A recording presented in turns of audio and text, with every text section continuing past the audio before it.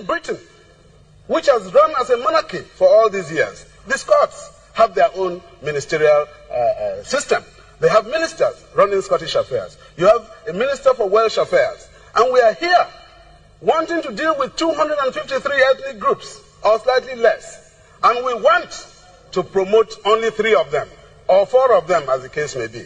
So you will find, in all the ideas that are being put forward now, we want 6 federations. We want 8 federations. What are they saying?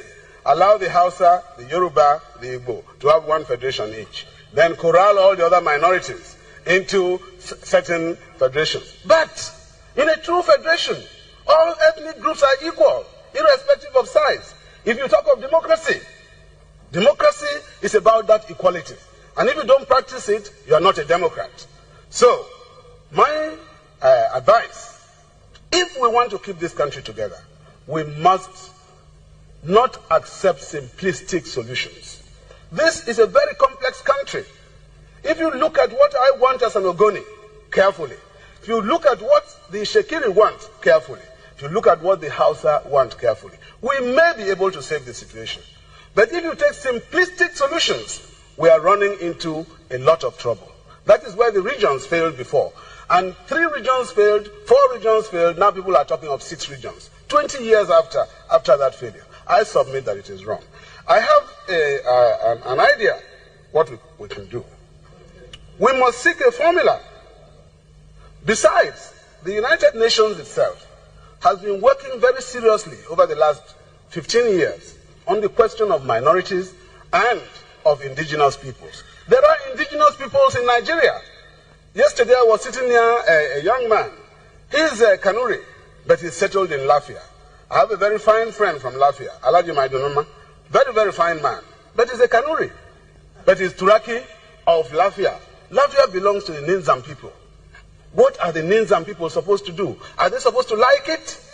The same situation applies in Bauchi, where a lot of peoples are under Bauchi, where a lot of peoples are under the arm of other people. They are black people, all right, but it creates a situation of oppression. I submit that we have to look at it very carefully.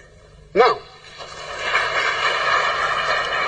we must seek a formula which allows all ethnic groups in Nigeria to achieve self-determination and self-respect. This matter of self-respect is important. I go through the whole of this hall. I'm the only Ogoni man here. Is there any other Ogoni man? No. You are wearing the wrong clothes, my friend. Now, that creates... He's as tall as you are too. Yes, he is. Sitting down, he's as tall as I am. Now, basically, a country of this nature creates tremendous problems. For some people who never hear their language on radio, on television, and when they go into offices, they don't see anybody who can relate to them. And government today is a question of information. If you have information, you can do well. Business is a matter of information. Now, all these peoples are deprived of these rights. I speak for them, and I say that they have a right to exist. It's even worse when you provide all the resources, and then somebody comes along and uses specious arguments and deprives you of them and tells you are in one country. What assurance do I have?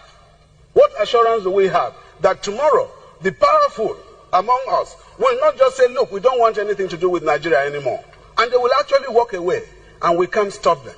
But when we, the small people, want to go away, then they will come and say, look, we have the army. We will get